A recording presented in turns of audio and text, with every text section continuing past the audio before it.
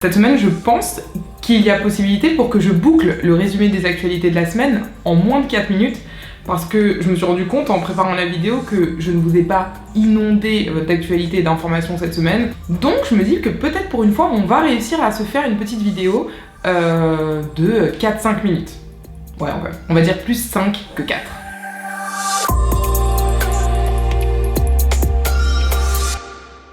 Lundi, Didier Lallement, le préfet de police de Paris, a annoncé les nouvelles restrictions applicables dans la capitale pour 15 jours. Et j'imagine que vous en avez entendu parler, c'était difficile de passer à côté de cette information cette semaine. Ces mesures concernent la limitation des rassemblements, les nouvelles contraintes imposées aux restaurants, la fermeture des bars, la fermeture des piscines, la fermeture des salles de sport. Et évidemment, j'évoque Paris, mais il y a tout un tas de villes partout en France qui sont concernées par des mesures de plus en plus restrictives dans le cadre de la lutte contre l'épidémie du Covid-19. Lundi, très belle journée également parce qu'on a enfin eu des nouvelles du contrôleur général des lieux de privation de liberté, puisque je vous expliquais que l'ancien contrôleur général des lieux de privation de liberté, Adeline Hazan, avait fini son mandat mi-juillet et que depuis, aucun nouveau contrôleur général des lieux de privation de liberté n'avait été nommé, ce qui est assez problématique puisque c'est lui qui est là pour s'assurer du respect des droits fondamentaux des personnes qui sont dans des lieux de privation de liberté, donc notamment dans les prisons. Donc on n'avait pas de nouvelles sur le successeur d'Adeline Hazan et le nouveau contrôleur général des lieux de privation de liberté.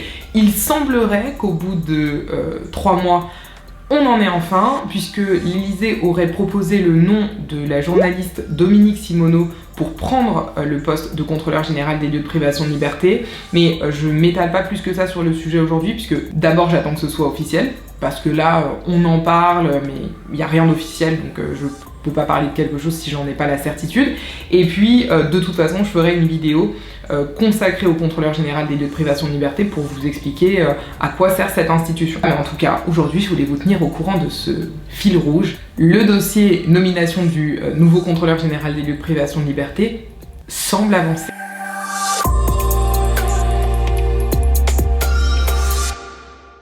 Jeudi, l'avocate Nathalie Roret est officiellement devenue la directrice de l'École nationale de la magistrature, que vous connaissez peut-être sous l'acronyme ENM.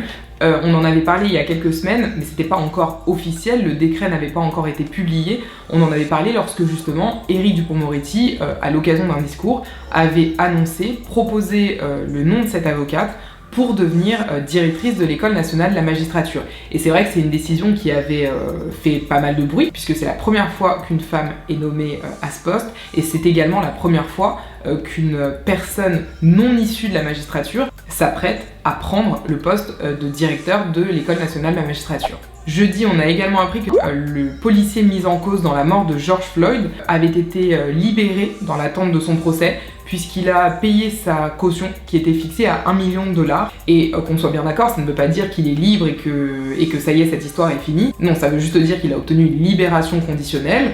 Il pourra comparaître libre à son procès qui se tiendra au printemps, mais il faudra qu'il comparaisse puisqu'il est jugé pour meurtre au second degré, c'est-à-dire pour homicide volontaire. Jeudi, l'Assemblée nationale a adopté en première lecture le projet de loi qui vise à faire passer de 12 à 14 semaines le délai laissé aux femmes pour avorter. Et on est bien d'accord, le fait que l'Assemblée nationale ait adopté le projet, ça ne veut pas dire que la loi est entrée en vigueur et que désormais les femmes ont 14 semaines pour avorter. Ça veut simplement dire que l'Assemblée nationale, elle, est d'accord, les députés dans leur majorité sont d'accord pour porter le délai à 14 semaines, mais il faut maintenant que le texte fasse la navette entre l'Assemblée nationale et le Sénat, que les sénateurs eux aussi examinent le texte, que les sénateurs eux aussi l'adoptent dans les mêmes termes, et ainsi de suite, avant qu'il ne puisse justement être définitivement adopté, promulgué et entrer en vigueur. Donc là, à l'heure actuelle, le délai dont bénéficient les femmes pour avorter est toujours de 12 semaines.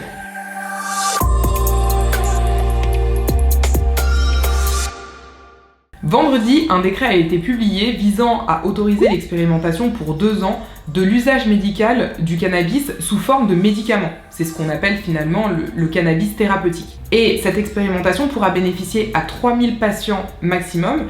Ce sera prescrit par des médecins, ce sera délivré par des pharmacies, mais tout ça évidemment de manière strictement encadrée. Ce ne seront pas tous les médecins, ce ne seront pas toutes les pharmacies. Et je ne peux pas vous en dire beaucoup plus parce que les modalités, les caractéristiques des médicaments vont être fixés par arrêté ultérieurement, et les situations, les cas visés qui peuvent donner lieu à la délivrance de ces médicaments vont eux aussi être précisés par arrêté ultérieurement. Enfin, vendredi, le Conseil d'État était saisi d'une question relative à la délivrance de masques pour les personnes détenues, donc pour les personnes qui sont en prison. La question qui se posait finalement était de savoir si l'État, l'administration pénitentiaire, avait l'obligation de fournir des masques aux détenus systématiquement.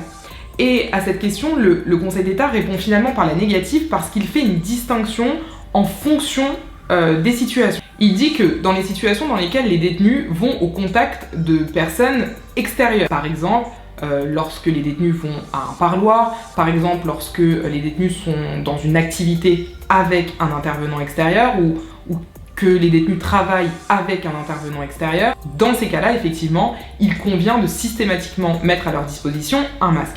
Donc ça, c'est pour les situations dans lesquelles les détenus sont en contact avec des personnes de l'extérieur. Mais la question est de savoir si, en dehors de ces situations, l'administration pénitentiaire doit mettre à disposition des détenus des masques. Quand on lit la décision du Conseil d'État, on comprend qu'il utilise un certain nombre de critères. Il regarde d'abord s'il y a des mesures qui sont prises pour faire respecter les gestes barrières, la distanciation physique. Il regarde également s'il y a des cas de contamination avérés dans la prison.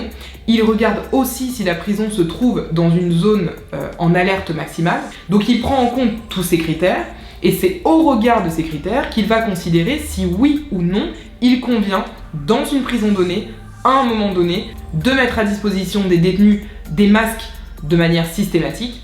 Et là, en l'occurrence pour Toulouse, il considère que des mesures barrières ont été mises en place, qu'il n'y a pas de cas avérés de Covid-19 dans la prison, et qu'en plus l'établissement ne se trouve pas dans une zone d'alerte maximale, et donc que l'ensemble de ces éléments conduit à considérer qu'il n'y a pas lieu d'imposer à l'État de mettre à disposition des détenus de cette prison à cet instant donné des masques de manière systématique. Inutile de vous dire que là, je me rends compte en vous expliquant tout ça que c'est sûr et certain que ma vidéo fera plus de 5 minutes et donc que j'ai échoué à mon propre défi que je me suis suggéré. J'aurais mieux fait de me taire, je crois.